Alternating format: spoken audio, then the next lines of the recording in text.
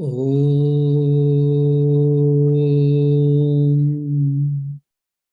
Asato ma Sadgamaya Tamaso ma Jyotirgamaya Mrityorma Mrutangamaya. Om Shanti Shanti Shanti. O Lord, please lead us from unreality to the reality, from ignorance to the knowledge, and also from mortality to the immortality. Om, peace, peace, peace. My dear devotees, we were discussing about how the multiplicity of souls is wrong or is fallacious. In my previous lecture, I did tell that there is only one consciousness, that is Atman or Brahman you call, but there are so many reflecting mediums. Like, say, for an argument's sake, we will say 100 trillion beings are there on this universe. That means 100 trillion reflecting mediums are there. So there are not 100 trillion embodied souls. There is only one soul, but there are 100 trillion reflecting mediums. Just like one sun, but from any part of the country, any part of the globe you see, we are able to see it. In the sun in India, the sun in Ireland, the sun in Scotland, the sun in the London, the sun in the USA, or the sun in the China is not different. There's only one sun, but we are seeing it from different places. Similarly with the moon, isn't it? So, like that, Advaita, one of the uniqueness of this Advaita philosophy, the non-dualistic philosophy is this. It alone says there is no multiplicity of souls. There is only one soul. There is only one consciousness, but only there are different reflecting mediums. When that is understood, now whom to love and whom to hate? There is nothing else left out for all of us other than loving each other. Why? Because the same spirit, the same consciousness which is residing in me, it is residing in everyone and in every being or in every animal. Why should we love each other? Why should we help each other? Why should we serve each other? Live and let live. Why? Because the same consciousness, the same divinity is existing in every body and in every being. What a beautiful idea. Non-duality, Advaita. Advaita means it is not one, it is not two. Many times people confuse. Oh, Advaita means it is monoistic philosophy, or it is telling that there is only one truth. Actually, we cannot say that. If I have to say one, then there should be two. Otherwise, one cannot say. So they say that it is not two. It is not two means it is only one. Indirectly, they are saying. Say for an example, I am in the thick forest. I am the only one person. Then where is the occasion? Where will be the chance for me to tell that I am only one human being there? There is none else, at least in my knowledge or in my purview, isn't it? So this is what the salient feature of non-dualistic philosophy. Now, how this Brahman has been told, or the consciousness has been expressed or explained as embodied soul, Jivatma, is told in the 60th verse. Yatha mrudi gato nama kanake kundalabhidha shuktohi rajata kyatihi jiva shabdaha tatapare. Means just the earth is described as a jar. The gold is described as earrings, and the nacre is described as silver. So the Brahman is described as Jiva. Now, what is the content of the jar? It is clay or the earth. What is the content of the plate, earthen plate? The content is earth. What is the content of the vase, earthen vase? It is the earth or clay. So either you say jar or you say plate, or you say the vase or vase, in the three things, the common thing is earth or clay. The moment you remove the earth or clay, then all these three things, jar, plate, and vase, ceases to exist. Then what is reality? The reality is only the clay or the earth. When you use this earth or clay, and when you do in the particular form, it has got a particular form, then it has got particular name for our transaction. And it has got different functions, no doubt. The part, whatever the function it does, the plate cannot do. Whatever the plate does, the functional aspect, vase cannot do, no doubt. There are different names, there are different forms, but the content is one. Three names, three forms, but only one substance. It is a very subtle thinking we have to understand. Similarly with the gold, golden earring, golden nose ring, golden bangles, golden necklace. Now, how many items are there? 4 items. Golden earring, golden nose ring, golden bangles, and golden necklace. How many items? 4 items. How many names? 4 names. How many forms? 4 forms. Then how many substances should be there? It should be 4, but here it is only 1. Why? The gold, the substance called gold is common in all these 4 items. So once you remove the gold, then all these 4 items ceases to exist. So the content is important, the content is real, but because of this duality, because we are so much obsessed with the names and forms, we don't think the content is real, not the name and form. How to understand? You go to goldsmith shop. Look, there's a beautiful golden necklace, which is new and which has got which is a very new design, which is very attractive. Kindly give, you have taken, kindly give more amount. Fine. And you are given the golden bangles. Oh, this is old ones and it is old fashioned. So probably you may not give more money. So whatever the amount you can give, kindly give. This is a golden necklace, which is a brand new, which has got a new fashion. It is very attractive, lucrative. So you should give more money for that. And this golden bangle is an old one, 10 years before, a decade before. So you may not give more money. So whatever you can give, please kindly let the money or give the money. That is what your expression or your thinking. And you take to the goldsmith shop and you say. Then the goldsmith laughs at it. He weighs golden necklace, it is 10 grams. Fine. What about golden bangle? It is 15 or 20 grams.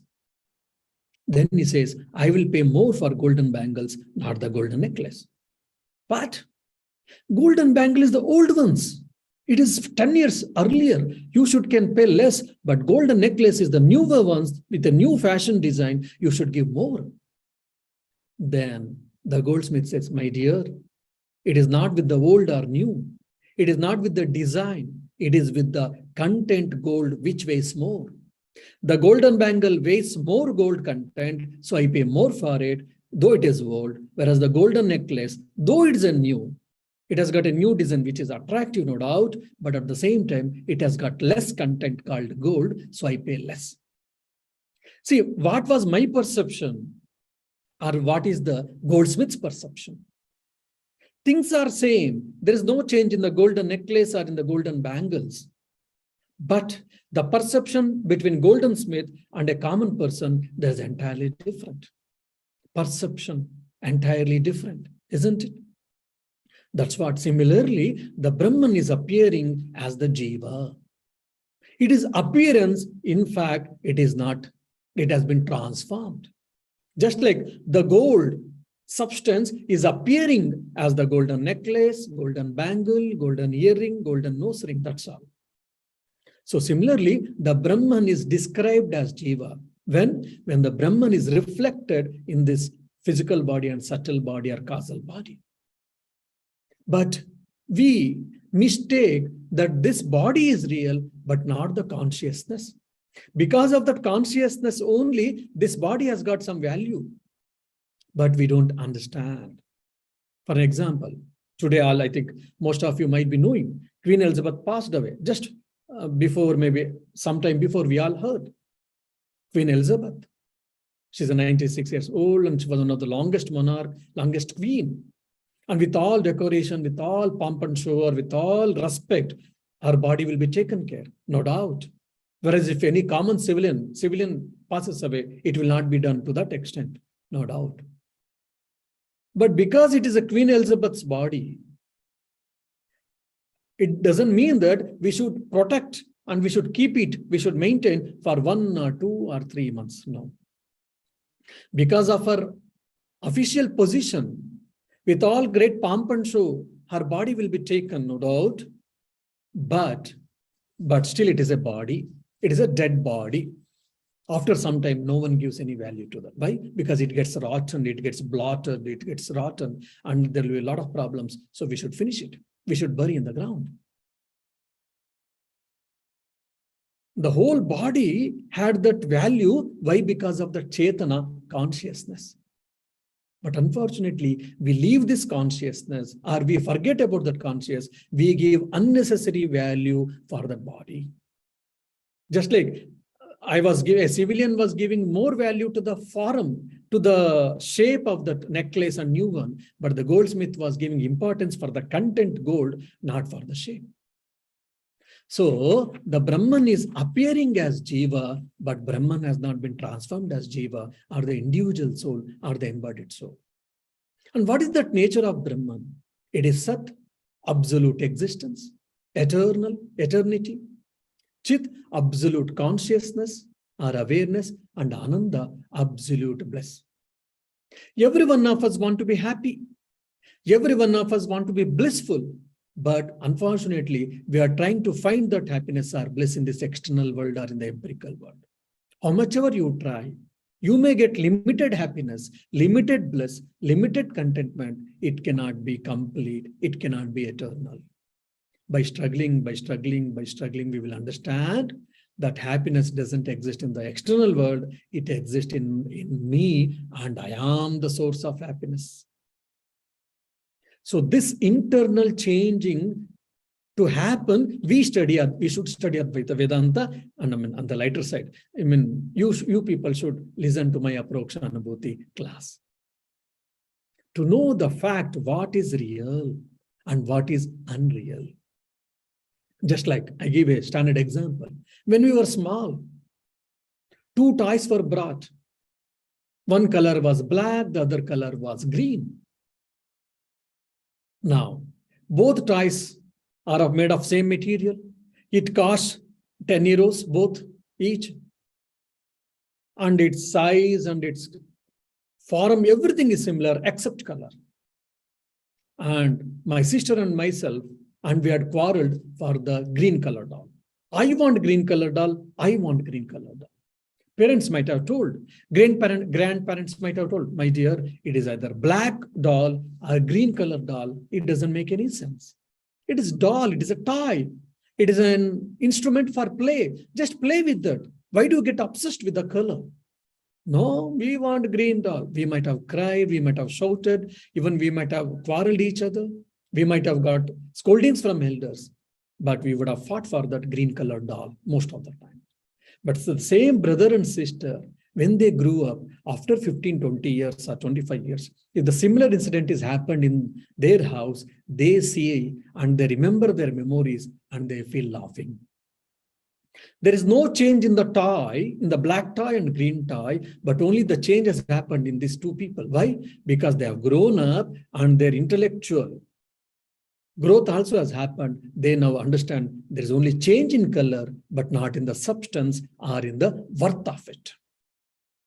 So when you study Advaita Vedanta, what will happen? You will start valuing the content. You will stop giving the value for the name and form. You will go behind the reality, not the unreality. So there will be no change externally, but internally, with one's perception, it changes. And by studying Vedanta, what fundamental change comes in my mind? If you ask me, I will tell you will travel from what to so what. This is a very important point. We have to meditate on all this. From what to so what. Oh, someone passed away. Is it? What happened? And once you know who are you, who am I in reality, is it? So what? The death is the common phenomenon, the both cases, but you have traveled from what to so what. Okay, everyone has to die. He has died, she has died, I will also die. That's it. What is there? And the death is for this physical body, not for me, because I'm not this body. I am that eternal consciousness. I'm eternal awareness. Then the death is for the body, not for me. Why should I boggle? Why should I cry? Why should I think more about it? See, the death is a common for an ignorance and ignorant person. Death is common for the knowledgeable person. But our reactions, our response for the same event change from common person to knowledgeable person. So the Vedanta tries to bring you change in this mental attitude or in the perception. So we should go behind reality, not the unreality. In the 61st verse, similarly, the same thing, the author is trying to tell that even the universe is also an appearance. Just like the Brahman is appeared as individual soul, so similarly, the consciousness is appearing as matter. So this is the fundamental difference between science, empirical science, and spiritual science.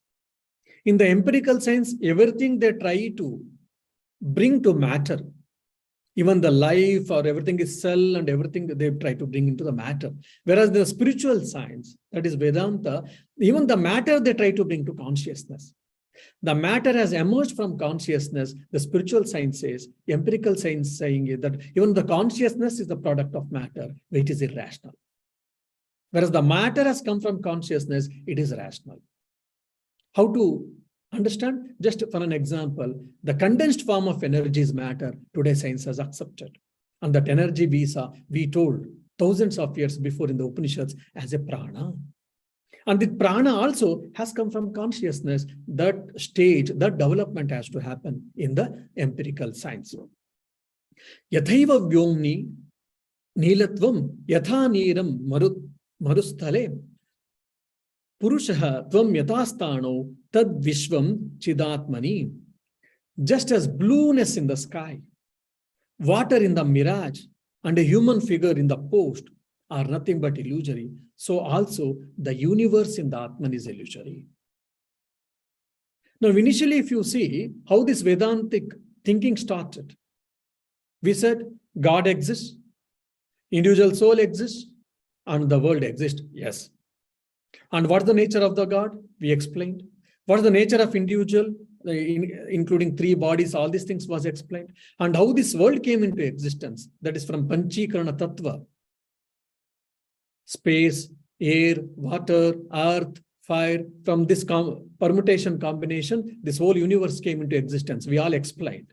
Now, after explaining these three independent things, now slowly they're trying to merge or they're trying to reduce to one thing. Now, they said the Brahman, the supreme soul, and the Atman, or the embodied soul or the individual soul. Essentially, there is no difference. Both are one and the same. Now, one more development is the Brahman, the consciousness, and the individual, the matter, this earth or the universe is also one and the same. The matter is an appearance of that same consciousness laterally. So it is step-by-step intellectual evolvement. So these things we have to keep it in mind. Then we will study Advaita Vedanta and you will understand. Otherwise, what is this all confusing? Initially, they said all these three things. They explained how this world came into existence. Now they are saying world is illusory and the only Brahman alone is true.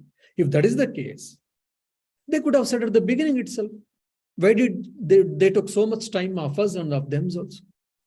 Why they take so much of time? Because wherever we are, so the Upanishads, they start leading us from the place where we stand. When I'm in the 5 or 6 years old, for that, my mental capacity, such maths only we should be taught. Simple addition, simple subtraction, multiplication or divisions can be taught. I mean, at the age of 5 or 6, a boy or girl cannot be taught trigonometry or analytical geometry or calculus, isn't it? Or different equations, arithmetical equations or calculations. It cannot be taught because that mind cannot comprehend. So similarly, I may be grown-up person, but spiritually, in the Vedantic thing, we are kindergarten, we are small children. So just for evolvement's sake, they say, okay, whatever you are saying, that real things, yes, just as if they keep explaining, okay, what are the nature of it, how it came into existence, and slowly, they will take us further. And then when they slowly, gradually, when they take, then we'll be able to understand, yes, this is true. If initially they say that, okay, Brahman alone is true, all others are illusion or appearance, then okay, I think something they're nonsense they are all speaking, and we will go away or we will get away from the Vedanta. So from where we are, so the Vedanta is trying to take us further. That's the reason, step by step, they are taking. So just less blueness in the sky. Is the really sky is blue? No. But for all of our day-to-day purpose, it is blue, and we see how beautiful the sky is, blue sky. We write poems, poets write poems, and people think, and nature worshippers, they think and enjoy. But in reality, every one of us, we know that the sky is not blue. And when you go into deserts, when you are going in the desert, or the distance, you will see there is a water source. Oh, in desert, if you see water source, how beautiful it will be. And you keep on going towards the near, you are trying to go near that source, and the source will be also continuously moving. Then after 1 or 2 or 3 or 4 attempts, you'll understand that that is a hallucination, or because on the sand, because of the scorching sun, the reflection falls on the sand and the shine, and it shines, and it appears that there is a water source. In reality, there is no water source. And somewhere the big field is there. And some children were coming again and again, and they were trying to destroy the crops, or they wanted to steal the whatever the products of that field. So the owner did a post he created with a stake help of, he stuffed with the grass, and he used the pant and shirt with all that so nicely, beautifully, and with one stick he had kept there. From the distance, the children saw, and they thought that, okay, a person is standing there. If we go there, we are also able to see a stake. He may beat us. Better we will not go. It went for a few days. Afterwards, the children started thinking, how can person stand in the same posture for so many days? There is something fishy here. Then some of them might have said, look, we will go and see. Someone say, we will go and see. Someone will say, better to avoid. Someone say, we will not come.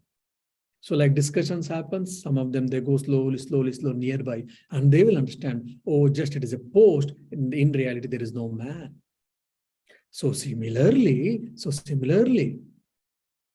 the Atman and the consciousness alone exist, and the consciousness is appearing as the matter, and even the world isn't just an appearance. How to understand the world and appearance? Just like golden bangle, golden necklace, golden earring, golden nose ring. We are all using that, no doubt. We are all using earrings, nose rings, ladies and bangles, necklace, no doubt. But it is nothing but gold. Gold is appearing in these 4 forms. From the content point, if you see, gold alone is true, not the names and forms. That's what has been explained in the 61st verse. Means the world is an appearance, it is not true, whatever we are seeing.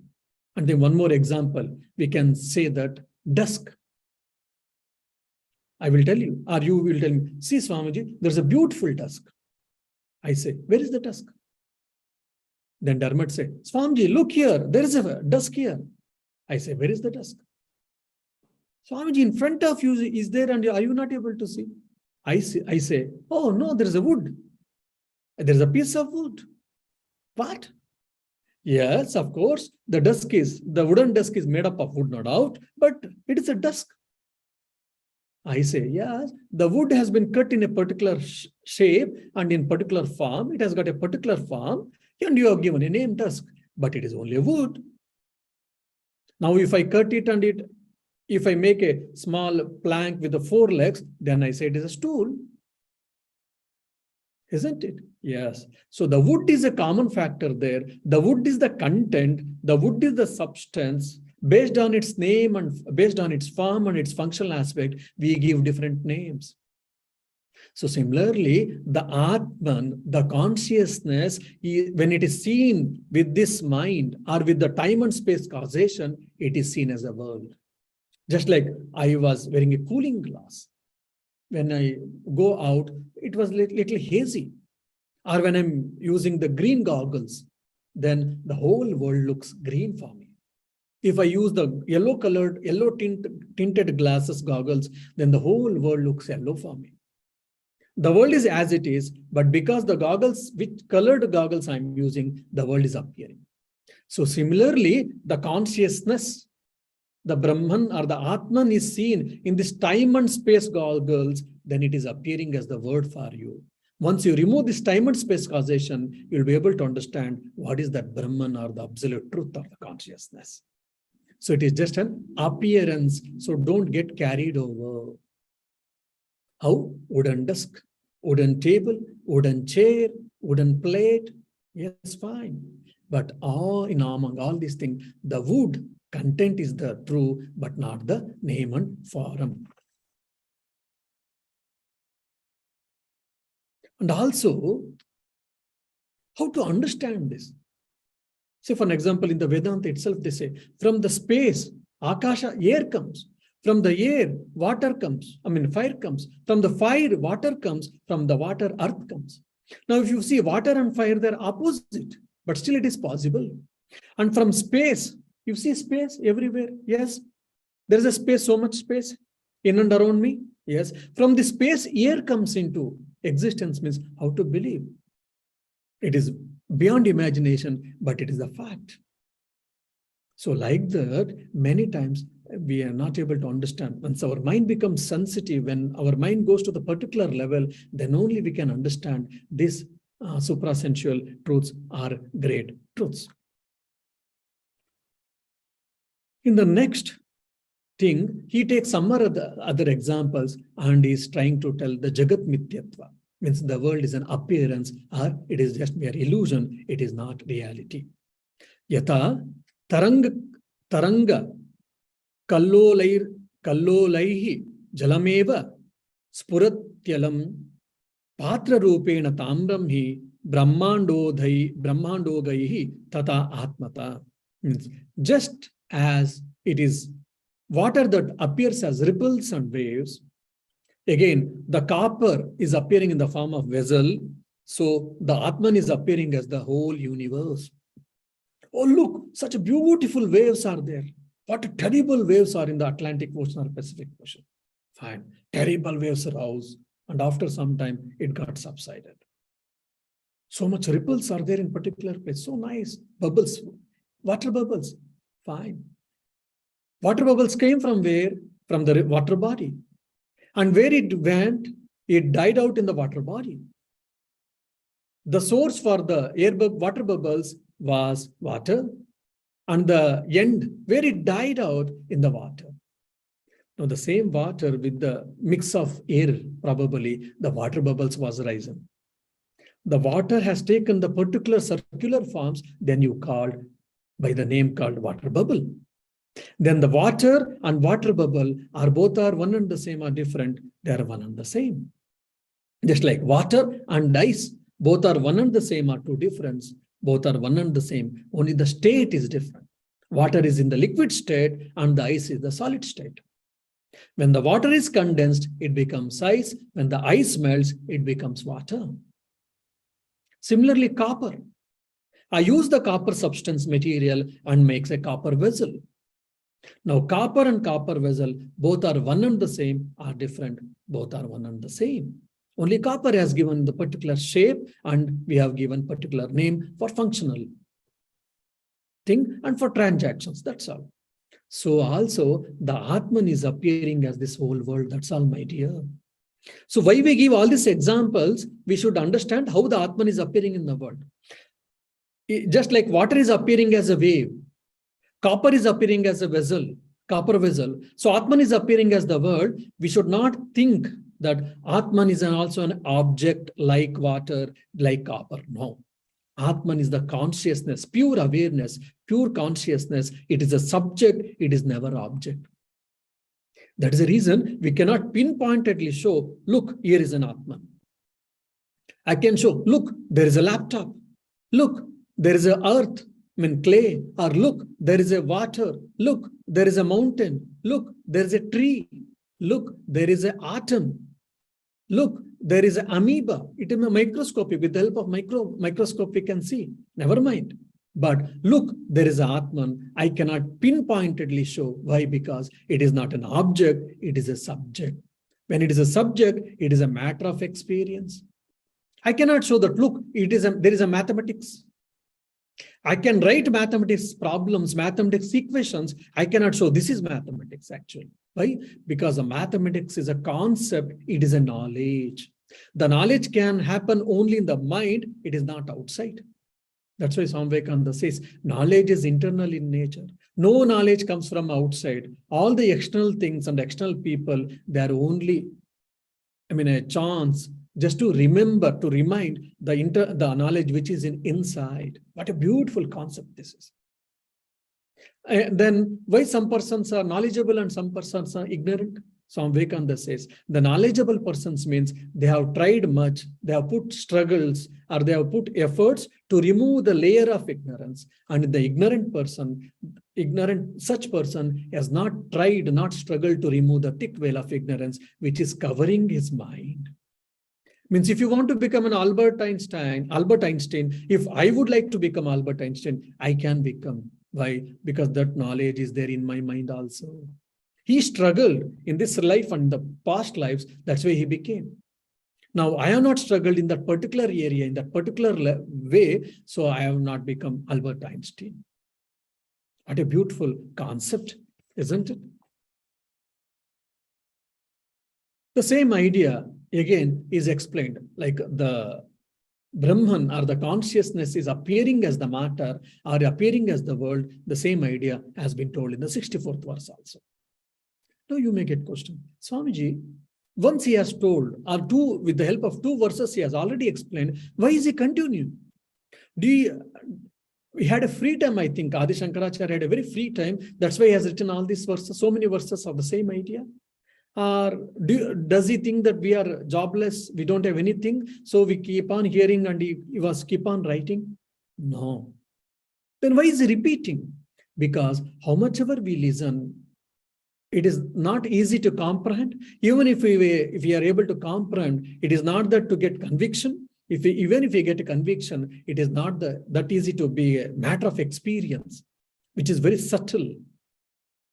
That is the reason the author is trying to tell in a different way again and again and again, so that let us have a conviction and let that conviction be translated into matter of experience. So for that reason, because it is a subtle truth, so author is trying to explain the same truth with the help of different examples or different logics. Ghatanamna yatha pruthivi patanamna hi tantavaha jagatnamna chidabhati neyam tattadava bhavataha. Means just as the earth is appearing under the name of a jar, or the threads that is appearing under the name of a cloth, so the Atman also is appearing under the name of the universe. This Atman is to known by negating the name and forms. I think the answer, the idea is very simple. Already you might have understood. What is this cloth? It is a cloth. If I ask you to go a little deep, okay, and the cloth is made up of, it is nothing but the threads have been so intensely, so closely it is intertwined, it has been arranged. So the collection of the threads is nothing but the cloth, and that thread has come from the cotton. So it is nothing but cotton. If I go ask you, then where from this cotton came? I say from cotton plant. From the cotton plant, where it came from? Cotton seed. And the cotton seed, still if you sizzle it out, it is nothing but it has got some proteins and some material. And if you sizzle it out, again, you will say it has got atoms. or energy or something, and atoms again, photons, neutrons, and energy, and after energy, then you have to go to the level of consciousness. So the consciousness is appearing, that's what we are telling. The same idea has been explained in the 64th verse. So the matter and energy are the two names of one and only one consciousness. That we have to understand. Just like earthen pot, earth is appearing as the earthen jar. Just like the wood is appearing as the wooden desk. So similarly, the Atman is appearing as the universe. Now, 65th verse, we shall see. Because similar idea, I don't want to repeat it again. Sarvopi vyavaharahatu brahmana kriyate janaihi agnanatna vijananti budaivahi gatadikam. You may get a question. It's all fine, Swamiji, but why we are not able to understand? He is giving the answer in this particular verse. People perform all their actions in and through Brahman, just as through ignorance persons do not know that jars and other are nothing but the earth. Earthen wares are nothing but the earth. Just like I have got earthen jar, earthen vase, earthen plate, earthen glass. We all use it. We have got different names, different forms, different functional aspects, different costs. So we are all obsessed with the names and forms and functions usage, but we are not looking into the content. When you look into the content, then it is all nothing but the clay or the earth is a common factor. So the ignorant persons are obsessed with the names and forms or the cost of it, or how beautifully it looks, how nicely it has been designed, and what is the cost of it, and what are the functions of it. They are only bothered about it, but they are not thinking about what is the content of it. Whereas, if you go for any potter comes, he says, okay, from what type of clay it has been made, how he has duffed that material, how he has prepared, he keeps on thinking. Just like we go to a mountain, a group of people, we go to mountain. Now, I love the environment. I say, how beautiful this environment is on the mountain. And I'm enjoying the nature. And in that group, one poet was there. He saw, you can put on the light, the switch there, from left side, first one. He was a poet. He saw the beautiful mountain and he started feeling, oh, beautiful, and he got inspired. Just you have to press and you have to. Yeah. And he got inspiration and he started writing poem. And in our group, a ascetic person was there. Spiritual person was there. He saw how beautiful nature and the Atman is appearing is, he started meditating. And one biologist was there. He started, okay, there's a diversity of organisms here. Alga, or mushroom, there's different types of biodiversity. He starts thinking and he starts studying, trying to know the biodiversity. And one engineer, chemical engineering person was there. He saw, oh, this particular rock, it has got particular chemical composition. It is one of the wonderful chemical composition I have studied. Now I am seeing, what a nice. Now you see, only one place, but we 5-6 people, we went there. Our whole perceptions are different. Naturalist is experiencing and enjoying the nature. The spiritualist he wants to meditate. The poet is writing the poem. The biologist is trying to study the biodiversity, and the chemist is trying to understand the chemical composition of particular substance. And if a person who has gone from the geographical background, he says that, okay, this particular earth or the particular mountain or the rock, it has formed from this, it will have so many millions of years before it has been done. What is the cause? How it has formed? What are the layers? What is the life of it? Etc., etc. He will be studying. One mountain, but our reactions, our understandings, our view, our perceptions are different. Then do you think that There were too many mountains? No, only one mountain. One mountain, but so many perceptions, so many views, so many types of viewing the same mountain. So similarly, there is only one consciousness, one Atman, one Brahman, but it is appearing as many things, many views. Why? Just like one mountain is appearing as many views, in many perceptions. So similarly, we are perceiving the Brahman as the world. In reality, the Brahman and Brahman alone exist. So Brahman is appearing as the world, but we are handling the world, but we are not aware of it. Ignorant people are not aware of it. Just like ignorant people are not aware of the content, the earth, in this all the four items.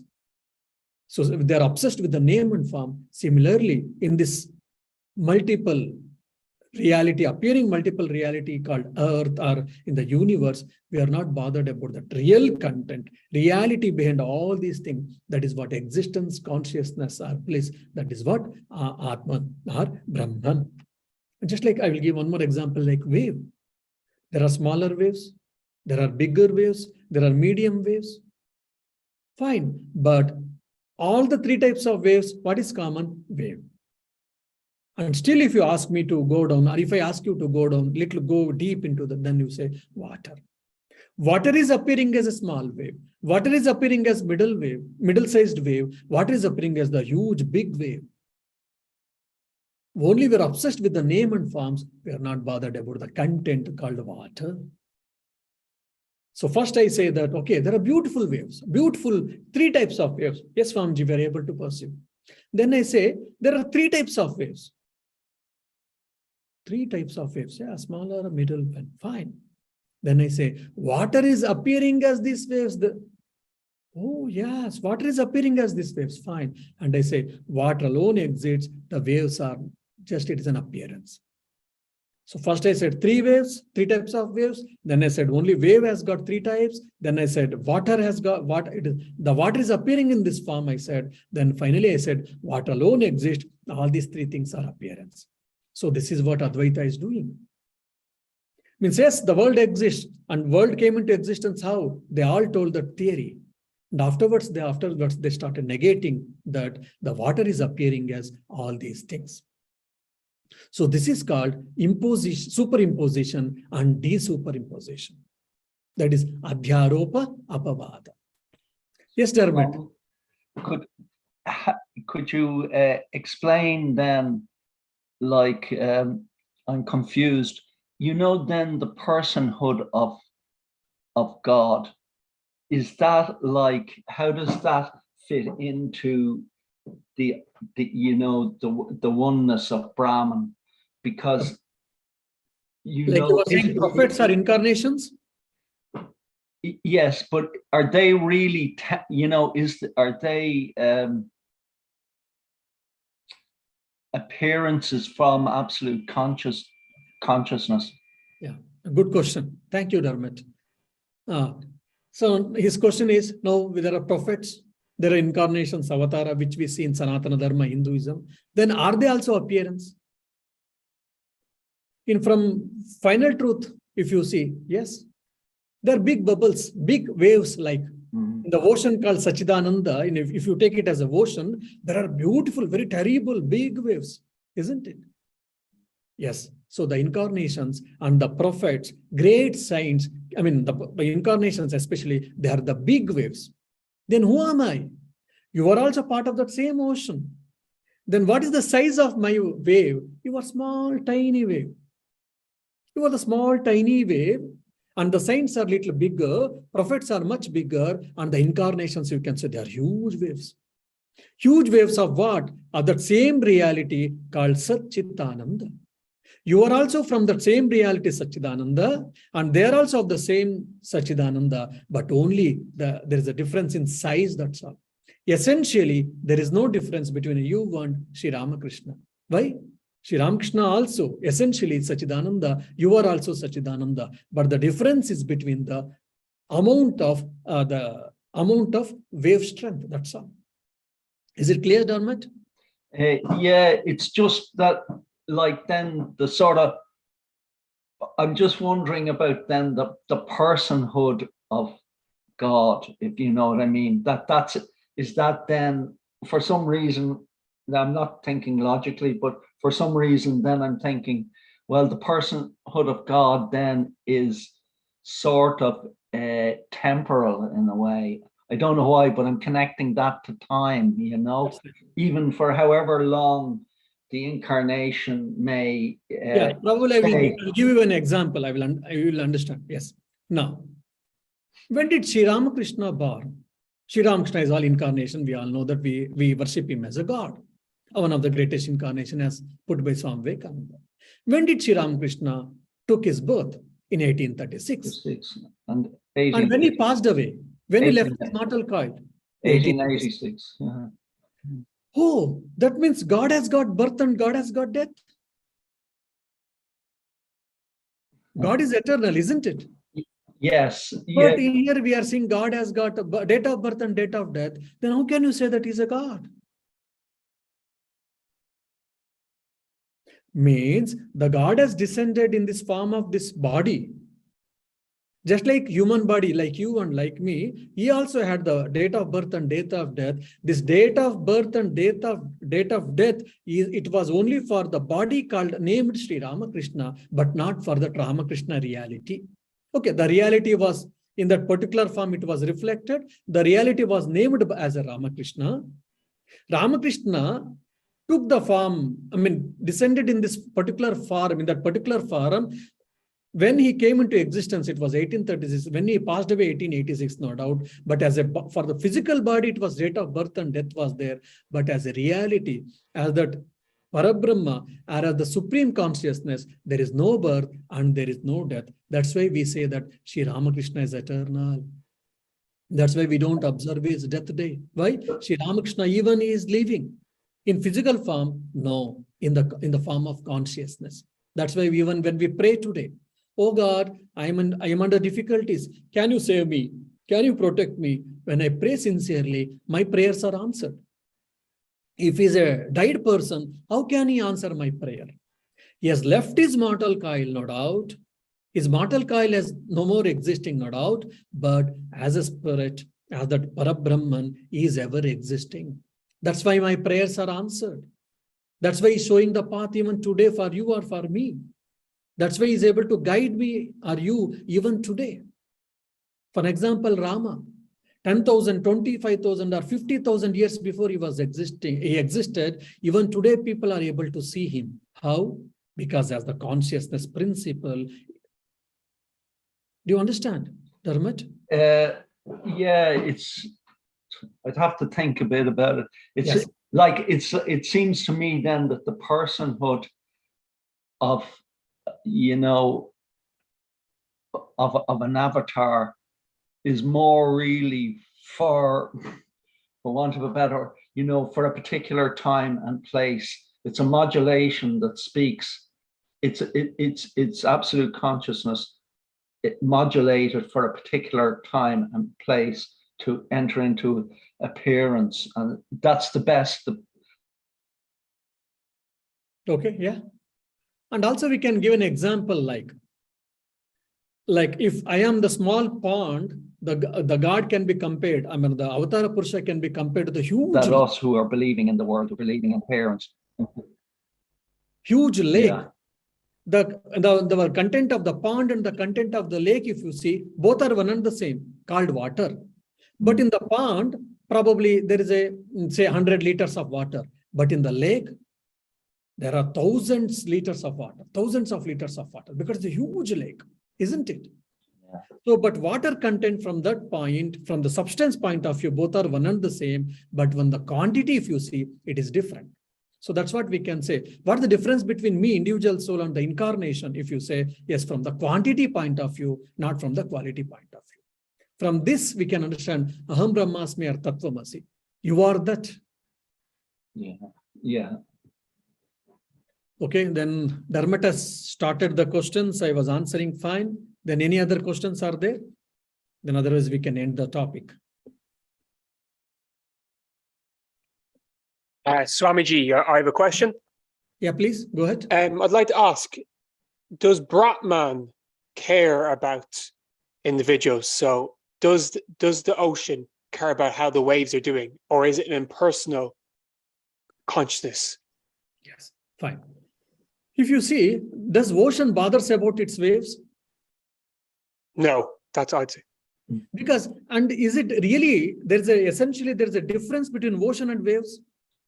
No difference. Ocean is appearing as a wave, isn't it? So similarly, the Supreme Soul, when the Supreme Soul is seen in the form of, or seen in the frame of this time and space causation, it is appearing as individual soul.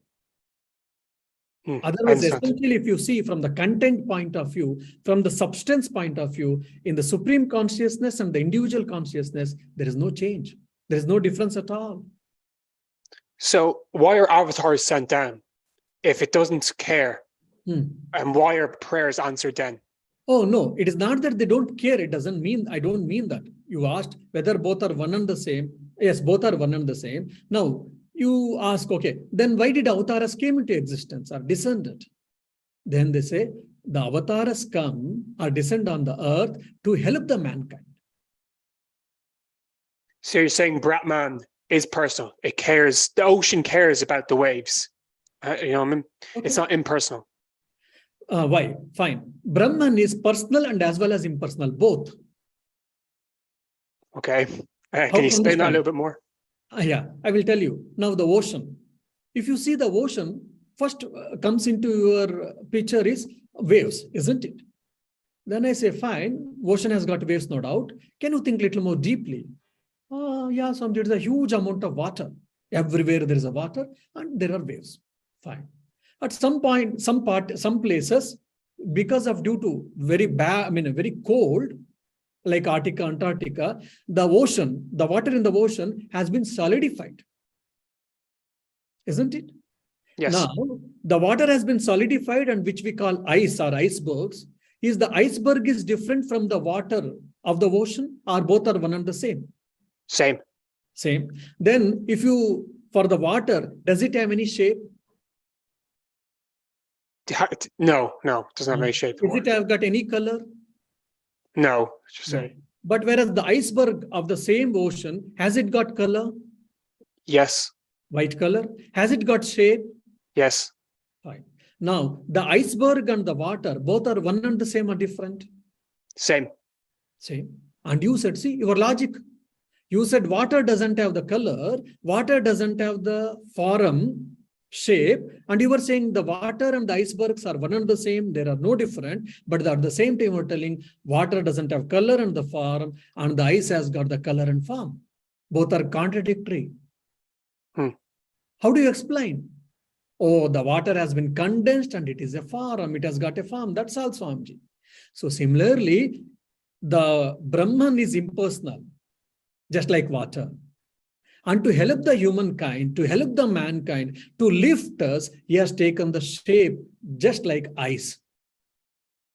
And if you say, okay, the personal God and impersonal God, both are one and the same or different, yes. How? The water in the ocean and the water of the ice.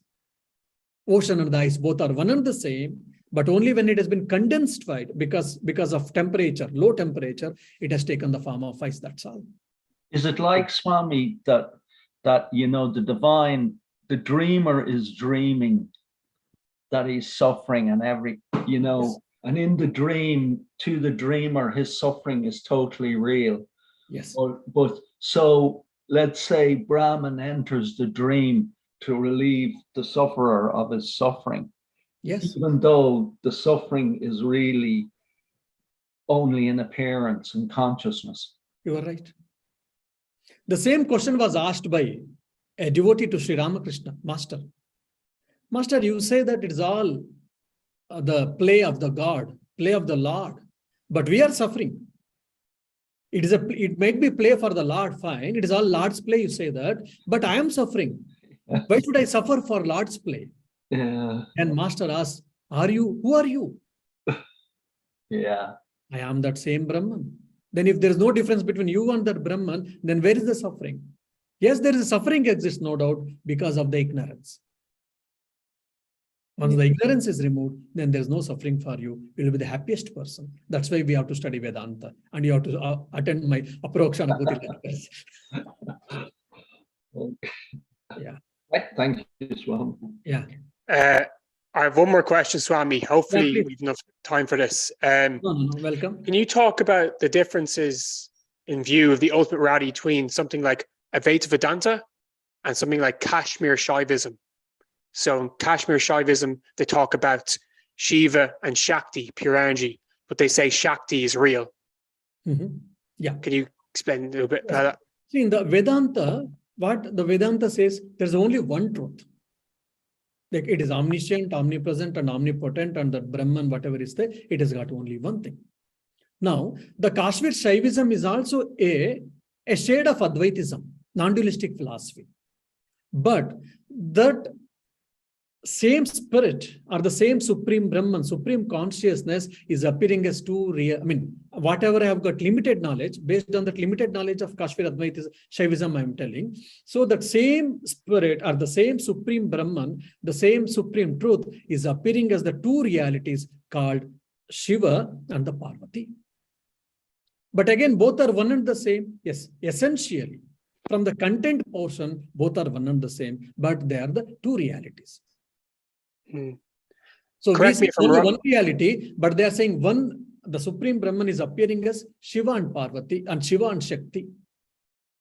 Correct me if I'm wrong, but didn't Ramakrishna also say that the Shakti was real? Because it's not, I could be wrong about that. I read that on Wiki. Yes, you are right. You are right. You are right. Shakti is real. Fine. In what form? Pure energy, according to Tantra. The same Purusha, he gives a beautiful example. Like if you see some pictures and all, the Kali will be standing on the Shiva. Yeah. Isn't it? I don't know whether you observed or just you see in the Bengal pictures, the Kali will be standing on Shiva. Parvati is the wife, Kali is the wife, and Shiva is the husband. So wife is standing, keeping both of her legs on his chest. One is it is inhuman, indecency, and it is sacrilegious.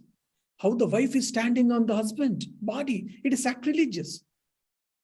Oh, but there's a lot of philosophical truth, a lot of philosophical deep insight there.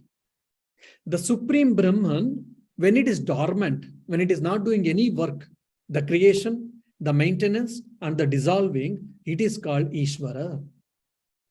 And when that same Brahman, when it is doing this creation, sustenance, and the dissolving, that same Brahman or the same power, the same truth has been named as Kali. So when the Shakti is, when the Kali is standing on the Brahman and the Shiva means what? Both the Brahman is the existence, which is the substratum. The Brahman or the Supreme Soul is the substratum. When the Supreme Soul is working, as like the potential energy and kinetic energy, we can say, it has been working, then we call by the name of Kali. So in reality, the Brahman and the Kali, both are one and the same. The same thing has been told by even Sri Ramakrishna. So you're saying there is no contradiction between Advaita Vedanta and Kashmir Shaivism. It's just like Shakti is just, Brahman just working to action and static. Yes. Okay. The kinetic portion, the functional aspect, the Kriya Rupa we say, the functional aspect of Brahman is called Shakti. That's why Shakti, like how to understand? Now, the fire and the burning power, both are one and the same. You can't differentiate it. Fire cannot exist without burning power, and the burning power quality cannot exist without the fire, isn't it? So like the fire is what Brahman, and the burning power is called Shakti. Okay, thank you. Yeah. One quick question, this is last. Just what is the difference between Atman and Brahman, those terms? I know they're the same, but how do you use the terms? Your wonderful question it is. Both are one and same in the strict sense. But sometimes when we speak, it is used, Atman means it is individual soul, and the Brahman is called Supreme Soul. In this sense, it is used, but in reality, if you see, both are interchangeable. Okay, thank you. To make us understand only, we use that word. That's all. As Atman in the sense of individual soul. But in reality, there is no difference between Atman and Brahman because we have got only one soul or one Atman or one Brahman or one consciousness. Yeah. Okay, thank you. Appreciate it. Thank you, Swami. Yeah, thank you. So I will end it. Then there is no questions, I believe. Thank you, Swami. Om Shanti Shanti Shanti Hari Om Tat Sat Shri Rama Krishna Arpanamastu.